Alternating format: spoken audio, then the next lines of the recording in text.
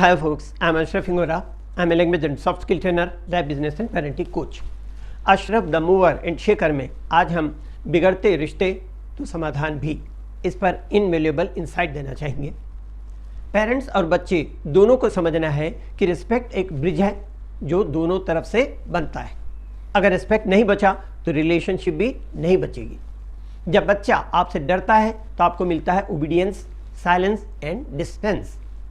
आप ओबीडियंट और साइलेंट इसलिए होते हैं क्योंकि आप डरते हैं अनजान से, इसलिए आप दूरी बनाए रखना बेहतर समझते हैं। लेकिन जब बच्चा आपकी रिस्पेक्ट करता है तो आपको मिलता है ट्रस्ट, ओपननेस एंड कनेक्शन, क्योंकि आप दोनों में म्यूचुअल ट्रस्ट होता है, बातचीत में साफगोई और ईमानदारी होती है और नाम ये होता है कि संबंध और मजबूत होते हैं।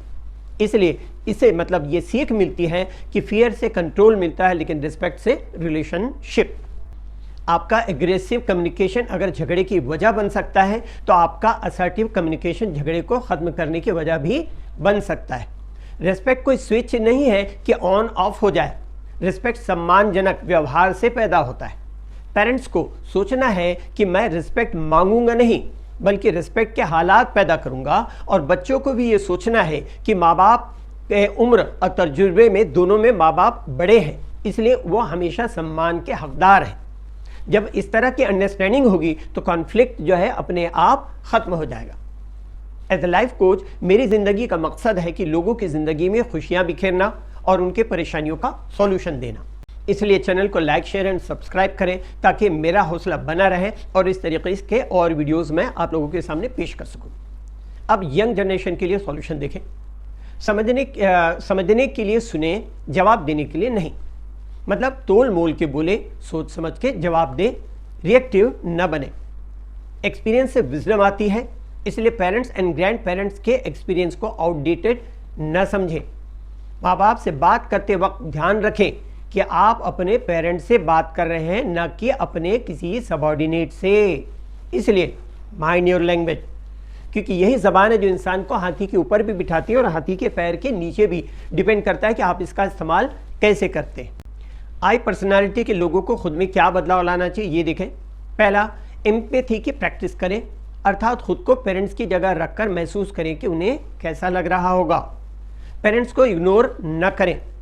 इंट्रोस्पेक्शन करें कि आज मैंने फैमिली के लिए क्या किया। अगर माँ बाप से दूर रहते हैं तो कम से कम हफ्ते में 2 बार उन्हें फ़ोन करें या वीडियो कॉल करें। एक्टिव लिसनिंग करें। मैं की सोच की बजाय हम की सोच रखें ताकि मैं और हम के बीच में एक्सेप्टेबल बैलेंस मेंटेन कर सके। इसका बेस्ट फार्मूला है strong I plus healthy we equal to balanced family life. अब देखें पेरेंट्स और ग्रैंड पेरेंट्स को क्या करना चाहिए। पेरेंट्स और ग्रैंड पेरेंट्स भी कंट्रोल से नहीं बल्कि बातचीत से मामले को सुलझाने की कोशिश करें।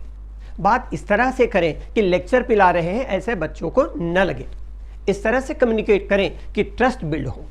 अब देखिए दोनों के लिए कॉमन ग्राउंड, एक दूसरे के प्रति म्यूचुअल रेस्पेक्ट हो, एक दूसरे के इमोशंस को समझें, बिना प्रेजुडिस के खुलेपन से बात करें। अब यंग जनरेशन को क्या करना चाहिए ये देखें। माइंड योर लैंग्वेज सबसे पहला, सबसे ज़रूरी। माइंड योर लैंग्वेज, अपनी भाषा और टोन को कंट्रोल करें। एक्टिव लिसनिंग करें, ध्यान से सुने और समझें, तुरंत रिएक्ट न करें। आपको अच्छी तालीम देने, संस्कार देने और आपकी सारी ज़रूरतें पूरे करने और आपकी परवरिश करने के लिए माँ बाप के प्रति ग्रैटिट्यूड या कृतज्ञता व्यक्त करें।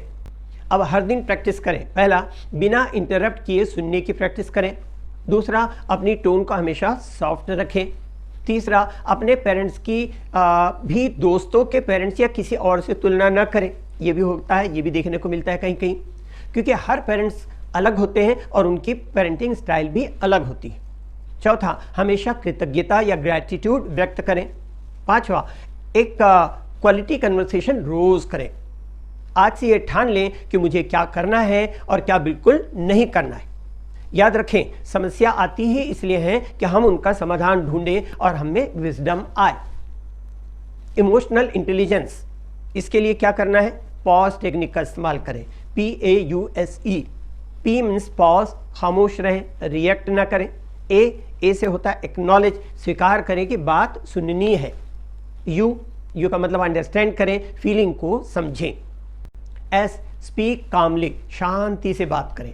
एम्पैथाइज, खुद को पेरेंट्स की जगह पर रखकर महसूस करें। अब देखिए, पेरेंट्स और बच्चों के बीच कम्युनिकेट करने का गलत तरीका और सही तरीका एक सिचुएशन से देखिए। पेरेंट्स गुस्से से कहते हैं तुम हमेशा फोन में लगे रहते हो। बच्चा कहता है आपको क्या प्रॉब्लम है। अंजाम क्या होता है? झगड़ा या फाइट। अब सही तरीका देखें। पेरेंट्स बच्चे से कहते हैं बेटा मुझे लगता है कि फ़ोन के चक्कर में हम आपस में बात नहीं कर पा रहे। बच्चा कहता है ओह सॉरी पापा, मुझे रियलाइज़ नहीं हुआ। रिजल्ट क्या होता है? रिजल्ट होता है कनेक्शन, जुड़ाव, ये मेल। अब देखिए कुछ चीज़ें पेरेंट्स और ग्रैंड पेरेंट्स के लिए भी। पहला ये कि बच्चों की दूसरे बच्चों से या भाई बहनों से या पड़ोस के बच्चों से तुलना ना करें, क्योंकि कंपैरिजन बिहेवियर चेंज नहीं करता बल्कि कनेक्शन तोड़ देता है। कंपैरिजन सिर्फ एक सेंटेंस होता है लेकिन उसकी चुभन बहुत तेज होती है और उसका इंपैक्ट सालों तक रहता है। दूसरा, पेरेंट्स एंड ग्रैंड पेरेंट्स जब बच्चों से बात करते हैं तो अक्सर इंपरेटिव सेंटेंस मतलब आज्ञार्थक वाक्यों का इस्तेमाल करते हैं बहुत ज़्यादा, जैसे तुरंत तैयार हो जाओ, अपनी बुरी आदतें छोड़ दो, वक्त के पाबंद रहो। बच्चे इन एक रास्ता मतलब मोनोटोनस आज्ञार्थक वाक्यों को सुन सुन करके ऊब जाते हैं। फिर बच्चे जब दूसरे बच्चों से बात करते हैं तो कहते हैं मेरे पापा है ना वो बहुत लेक्चर पिलाते हैं। या लड़कियां कहती है मेरी मम्मी ना खिट खिट बहुत करती हैं। बच्चों में अच्छे संस्कार डालना अच्छी बात है, लेकिन बच्चों को हर समय ये सही है, ये गलत है, ऐसा करना चाहिए, ऐसा नहीं करना चाहिए, ऐसा टोकम टोक न करें। या हर बात पर धर्म का उपदेश देने से भी बच्चों में खींच की भावना पैदा होती है। ऐसे बच्चों में किसी सीख को ग्रहण करने या उससे प्रेरित होने के बजाय उसके प्रति अरुचि पैदा होती है। बच्चों से इस तरह कम्युनिकेट करें कि उन्हें लेक्चर पिला रहे हैं ऐसा महसूस ना हो। ऐसा माहौल बनाएं कि एक दूसरे के प्रति ट्रस्ट बढ़े, डाउट नहीं।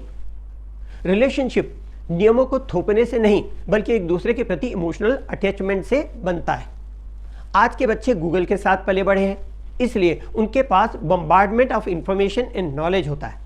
प्रॉब्लम ये नहीं है कि आज के बच्चों के पास पेरेंट्स से ज़्यादा नॉलेज है और इन्फॉर्मेशन है, बल्कि प्रॉब्लम ये है कि बच्चे अपने नॉलेज को ही विजडम समझने लगते हैं। वो ये भूल जाते हैं कि विजडम डाउनलोड करके नहीं आती बल्कि एक्सपीरियंस से आती है जो पेरेंट्स और ग्रैंड पेरेंट्स के पास ही होता है। इंग्लिश के लिए आप मेरे channel English breakfast with Ashraf and soft skill के लिए Ashraf the mover and shaker को लाइक, शेयर एंड सब्सक्राइब करें। कमेंट सेक्शन में कमेंट करें, बेल आइकॉन प्रेस करें और मेरी बुक जरूर पढ़ें। Thanks for watching.